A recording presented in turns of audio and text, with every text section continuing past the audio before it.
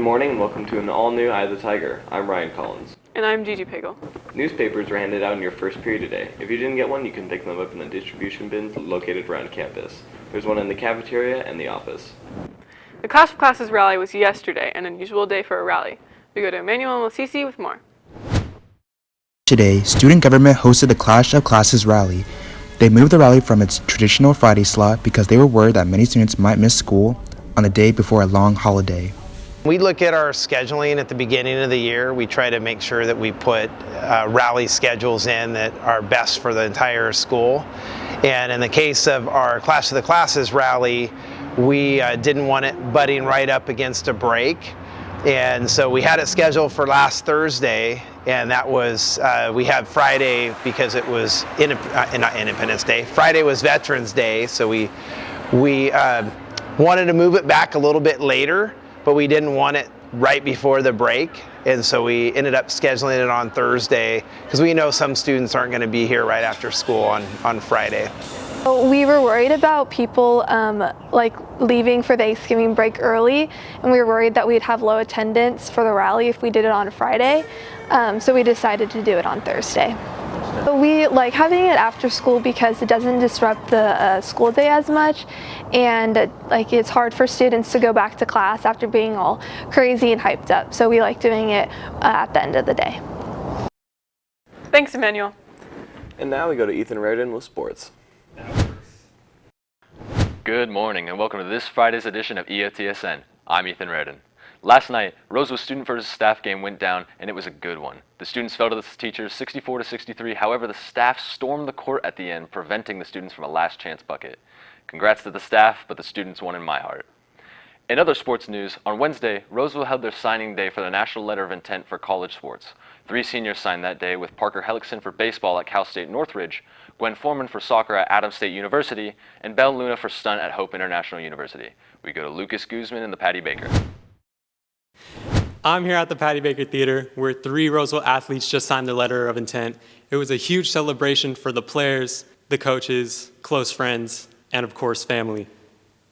It was a great time for our Roseville athletes, and fortunately, we got to speak to them after the event. I'm really excited to go to Colorado. I think it'll be a really new experience. I'm excited to see snow not for the first time, but go snowboarding. The campus looked really nice, and I'm staying in a suite dorm, so that'll be good. I'm just excited. I'm feeling great. This event was amazing. We had a lot of friends, family, coaches, everyone come out here today. There was 3 athletes, Belle Luna, Gwen Foreman, me and myself. I was appreciative of the teachers that also came out here today and the school that put this on, and I could be more thankful to be where I'm at today. Yes, I'm really excited to be able to continue my stunting into college. I think it's a great opportunity to be able to be on one last team. There was a lot of great energy in the building, and congratulations to our 3 athletes. Thanks, Lucas. That's all in your home for Roseville High School sports, top plays, breakdowns, and more. Eye of the Tiger Sports Network, EOTSN. And now we go over to entertainment. Thanks, Ethan. Last week in Marvel concluded Phase 4 with Black Panther Wakanda Forever, and my God was this movie elite. Of course, 2 years ago, the great Chadwick Boseman died after a 4-year battle with colon cancer, and director Ryan Coogler had to completely rewrite the script for this movie. The choice to not recast T'Challa was a controversial one, but after watching this movie, I can confidently say it was the right choice. The movie focused on Shuri, who went from a fairly unlikable comedic relief character to an absolute fan favorite. If anyone still dislikes her after this movie, you got serious issues. The antagonist of the movie, Namor, got a complete overhaul from the comics. In the comics, he was a dumb-looking white dude in a Speedo who lived in the ocean and had hilarious wings on his ankles. To avoid comparisons to Aquaman in DC, Marvel transitioned Namor into a Latino figure and made those pathetic ankle wings somehow look menacing. He was such a good antagonist and really made the movie enjoyable. My people call me Khan, but my enemies call me Namor. I thought the inclusion of Riri Williams was cool at first, but she kind of became unnecessary in the last half of the movie. And wow, the Ironheart suit made her look like a Minecraft Power Ranger. Nakia and Okoye were both dope in the movie, and M'Baku was cool, but I wish we would have gotten more scenes with him. The action was minimal but great, and Namor and the people of Talokan just seemed unstoppable. And like the previous Black Panther movie, the soundtrack hit different. Although it didn't have the big name appeal like the first movie soundtrack, there were songs from Rihanna, Future, E40, and Stormzy who had my favorite song from the album. Even the songs in Spanish that I didn't understand a single word of were great.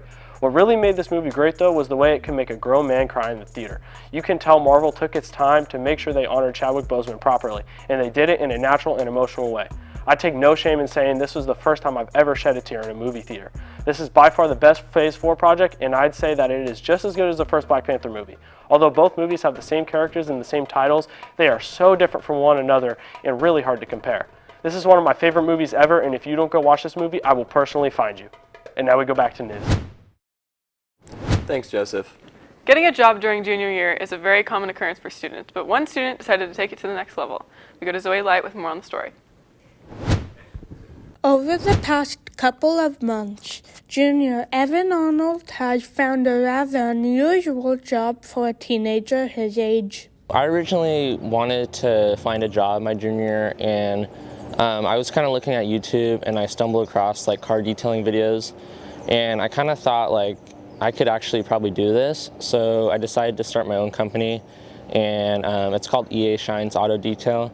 And it's mobile, so I go to people's homes and I detail their cars. Arnold found interest in this line of work recently after seeing other people do it online who are from the area. I think just watching other people do it, I know there's a couple people around the area that are on YouTube and Instagram, and just learning from them and kind of just finding the ways to do things. And eventually like just trying it out on my family members' cars and my parents' cars as well, and just seeing what works and then eventually offering that service to other people. Being a mobile company, Arnold provides everything he needs to get their job done as quickly as possible for his customers. I bring all the equipment, all the chemicals, I have all the machines, all the vacuums. And I basically just go to their homes and I make their cars look all new, and it's pretty cool. I've been doing it the last couple months, so it's been pretty fun. Having worked on about 50 cars, Arnold has a couple of favorite cars that he has worked on and has a few that he wants to have the chance to work on in the future. Sometimes I get to work with like higher end and cooler cars. I'd say the cooler ones I've done is like maybe some Teslas and BMWs and Mercedes, but maybe I'll be able to do a Lambo here and there, and that would be pretty cool. Thanks, Zoe. You can find and book Arnold's work online at eashines.com. That's it for us today on The Last Eye of the Tiger before Thanksgiving break. And remember, we're always on at eyeofthetigernews.com. See you next time.